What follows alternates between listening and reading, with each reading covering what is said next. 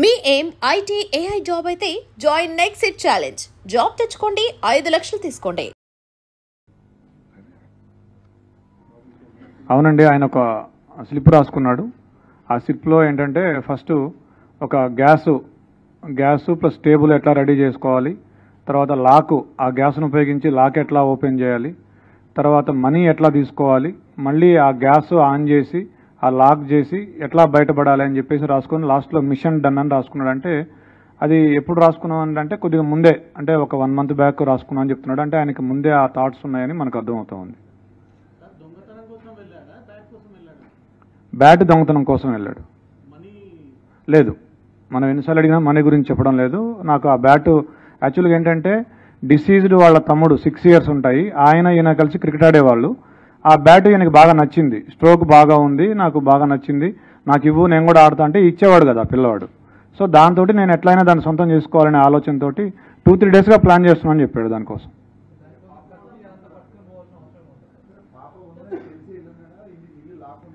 అతను చెప్పింది ఏంటంటే ఇంట్లో ఎవరు లేరు, నార్మల్గా వీళ్ళు ఏంటంటే ఇల్లు దగ్గరికి వేసి వెళ్తారట. సో అట్లానే ఇంటి బోల్ట్ దగ్గరికి పెట్టి ఉంటారు, ఆ దగ్గరికి వేసి ఉంటారని చెప్పేసి వెళ్ళాడు. సడన్గా పాప ఉంది, పాప ఉన్నా కానీ పాప అప్పుడు టీవీ చూస్తుంది, ఇతను వెనక నుంచి వెళ్ళాడు. అంటే అటువైపు తిరిగి చూస్తుంటే ఆ పాప వెనక నుంచి ఒకటే డోర్ ఉంది, వెనక నుంచి అంటే అదే డోరు, ఆ అమ్మాయి అటు తిరిగి ఉంది. ఇట్లా వెళ్ళి ఆ కిచెన్లో ఉంది బ్యాట్ తీసుకొస్తుంటే అప్పుడు ఆ అలికిడికి పాప చూసి దొంగ అని అరిచింది. అరిస్తే అతను పరిగెత్తబోతే ఆ అమ్మాయి పరిగెత్తుకుంటూ వచ్చి చొక్కా పట్టుకుంది. అతన్ని పట్టుకుంటే ఆ కోపంలో తోసేస్తే మంచం మీద పడింది. మంచం మీద పడ్డాక కళ్ళు మూసుకొని విచక్షణ రహితంగా పొడి చేశానని చెప్పాడు.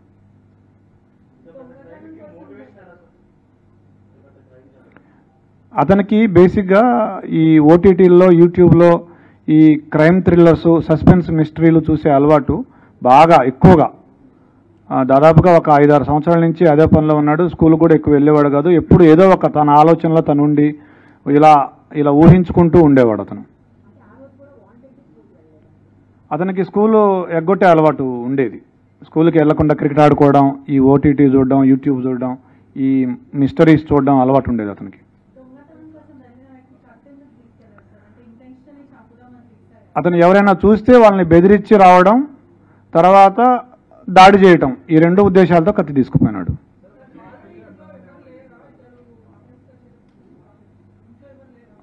ఉన్నారు ఇంట్లో, వాళ్ళ నాన్నున్నాడు, వాళ్ళ సిస్టర్స్ ఉన్నారు, వాళ్ళ ఇంట్లో ఉన్నారు. వాళ్ళ మదర్ లేదు కానీ మిగతా వాళ్ళు ఉన్నారు.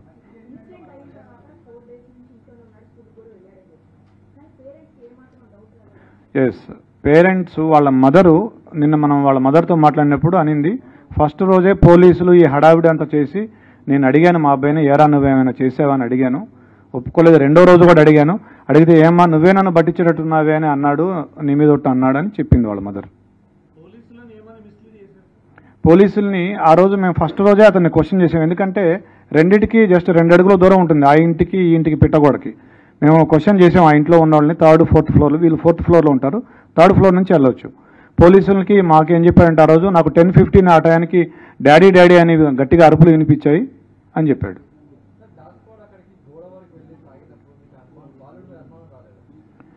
బాలుడి మీద కూడా అనుమానం వచ్చింది మాకు.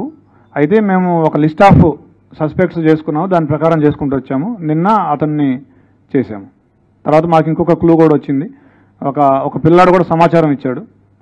ఇట్లా ఆ రోజు ఏ రోజైతే అఫెన్స్ జరిగిందో ఆ రోజు మార్నింగ్ 8:30 to 8:45 అతను ఆ గోడ దగ్గర, ఏదైతే గోడ దూకి వెళ్ళే అవకాశం ఉందో ఆ గోడ దగ్గర టచ్ ఆడాడు అతను చాలాసేపు, ఒక 15 minutes. ఆ సమాచారంతో మా అనుమానం ఇంకా ఎక్కువై, మా అనుమానం నిర్ధారణ అయ్యి అతన్ని మళ్ళీ విచారించాము. ఫస్ట్ ఇల్లు సెర్చ్ చేసాము. ఇల్లు సెర్చ్ చేస్తే మాకు ఈ లెటర్ దొరికింది, అతను రాసుకున్న లెటర్ ఏదైతే ఉందో అది. తర్వాత కత్తి కూడా దొరికింది, 3 కత్తులు ఉన్నాయి. ఏ కత్తి అంటే సార్ నల్ల కత్తి, నల్లపిడి ఉంటుంది, దానికి అంచు నల్లగా ఉంటుందని అతనే చెప్పాడు. ఆ కత్తి తీసుకొస్తే ఇదే అని చూపించాడు.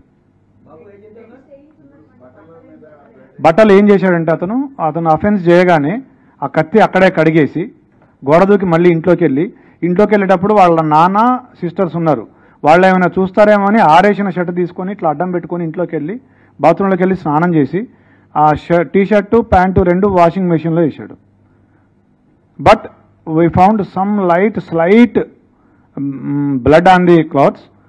We have called a special investigation team, forensic team. వాళ్ళు స్పెషల్ లైటింగ్, స్పెషల్ స్పెట్స్ వాడి they are able to found it. I also have seen it. Yes అతనికి ఒక కుందేలు ఉండేది. ఆ రోజు ఆ కుందేలు కూడా చనిపోయింది. 11:30కి మేము టైం లేని కూడా తీసుకున్నాం. అతని మీద అనుమానం వచ్చాక అతను 11:30కి బయటికి వెళ్ళాడు ఇంట్లోంచి. 11:30కి ఆ కుందేలుని తీసుకుని డాక్టర్ దగ్గరికి వెళ్తే ఆ కుందేలు చనిపోయింది ఆ రోజు. ఆ స్టోరీ కూడా మాకు చెప్పాడు. 14 years. ఫింగర్ ప్రింట్స్ ఇంకా నిన్ననే జరిగింది. ఇంకా వీఆర్ మ్యాచింగ్ ఇట్. లేదు, మనకున్న సమాచారం మేరకు ఇంతవరకు అయితే ఏం లేదు. బట్ వాళ్ళ మదర్ చెప్పిన ఒక విషయం ఏంటంటే, అతను 2 months బ్యాక్ అతని దగ్గరికి ఒక ఫోన్ వచ్చింది, సెల్ ఫోన్. మేము డబ్బులు ఇవ్వలేదు, ఇతనికి ఎక్కడిది సెల్ ఫోన్ అంటే నేను కొనుక్కున్నా అని చెప్తున్నాడు. డబ్బులు ఎక్కడ ఉంటే చెప్పలేదు. అది వాళ్ళ మదర్ చెప్పిన విషయమే. సో దీన్ని బట్టి మీరు ఏమైనా అనుకోవచ్చు.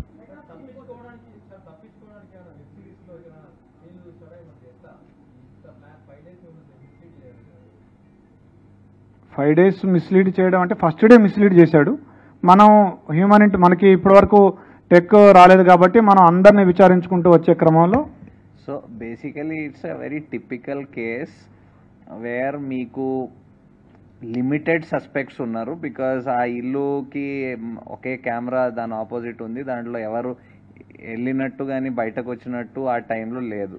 So we had very limited number of suspects.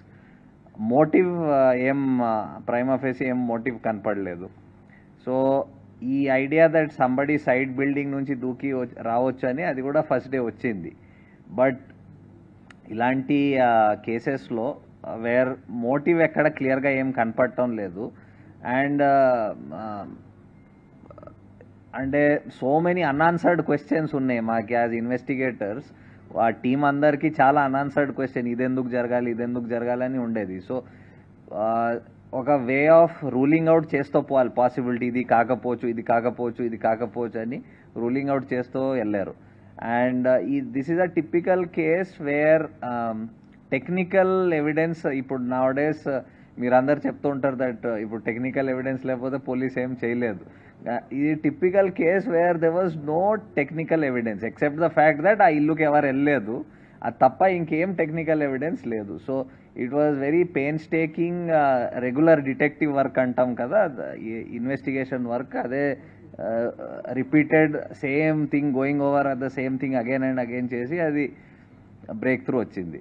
So immediately మీకు ఎన్ని క్వశ్చన్స్ వచ్చినాయి, మాకు దానికంటే ఎక్కువ క్వశ్చన్స్ ఆ ఫస్ట్ డే వచ్చినాయి. బట్ ఆ క్వశ్చన్స్కి ఆన్సర్స్ ఇంత ఇమ్మీడియట్లీ ఏం రాలేదు. మీరు కూడా ఇప్పుడు చూస్తున్నారు, రీజన్ చూస్తే అలాంటి రీజన్ ఎవరికి స్ట్రైక్ కాదు, ఇలాంటి రీజన్ ఉండొచ్చని. బట్ ఇలాంటి కూడా రీజన్స్ ఉంటాయి అండ్ ఇలాంటి కూడా ఇన్సిడెంట్స్ జరుగుతాయి. సో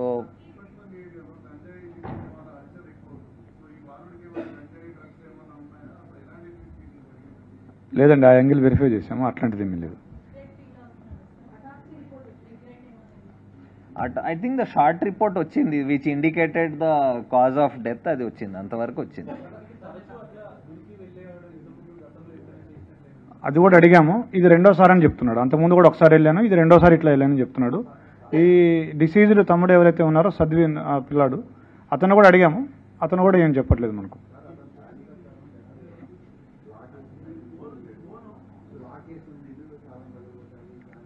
లాక్ అని చెప్పలేదు మనకి.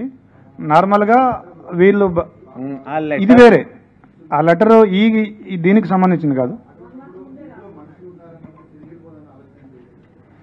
ఆ అమ్మాయి చూడదు, ఆ బ్యాగ్ తీసుకొని వెళ్ళిపోదాం అనుకున్నాడు అతను. ఆ అమ్మాయి ఇంకా చూడదు, ఆ బ్యాగ్ తీసుకొని పరిగెత్తుకొని వెళ్ళిపోవచ్చు అనుకున్నాడు.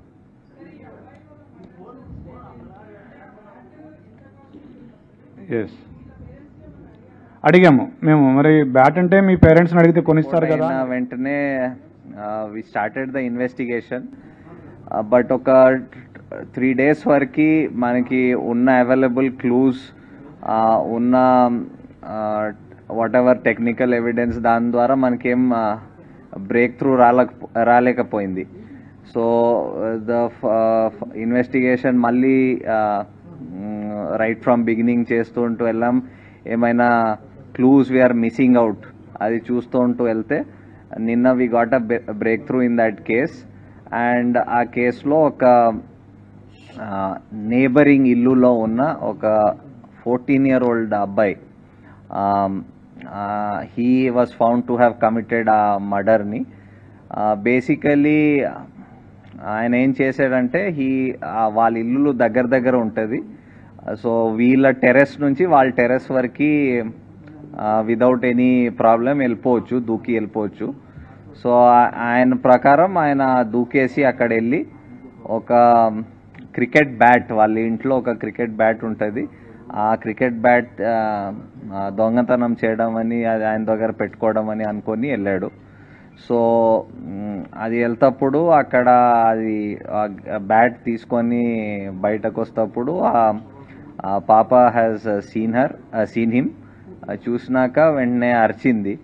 అరుస్తే ఈయన భయపడి ఇమీడియట్లీ ఆమెకి అక్కడ ఆ ఇంట్లో బెడ్రూమ్లో తోసేసి అక్కడ ఆయన దగ్గర ఆయన ఒక నైఫ్ పట్టుకు వెళ్ళాడు. సో ఆ నైఫ్తో he stabbed her and then వచ్చేసాడు. అండ్ ఇన్ఫ్యాక్ట్ మనకి తర్వాత ఇన్వెస్టిగేషన్ డీటెయిల్లో చూసినప్పుడు మన ఐఓస్ రియలైజ్ దట్ ఇనీషియల్ స్టేజెస్లో కూడా ఎగ్జామిన్ ఆయనతో మాట్లాడేటప్పుడు he had actually misled the investigators by telling that నాకు వినిపించింది, పాప అరిచినట్టు వినిపించింది అండ్ 10 o'clock అలా he try to tell some story around that. So but అది అప్పుడు డిఫరెంట్ సర్కమ్స్టాన్సెస్ ఆ ఇన్వెస్టిగేషన్ చేస్తుంటూ అది తెలిసింది తర్వాత. సో బేసికలీ నా ఆ కేసు మొత్తం డిటెక్ట్ అయింది. And for more videos, Please subscribe to iDream. Please subscribe to iDream. Please subscribe iDream. And please subscribe to iDream.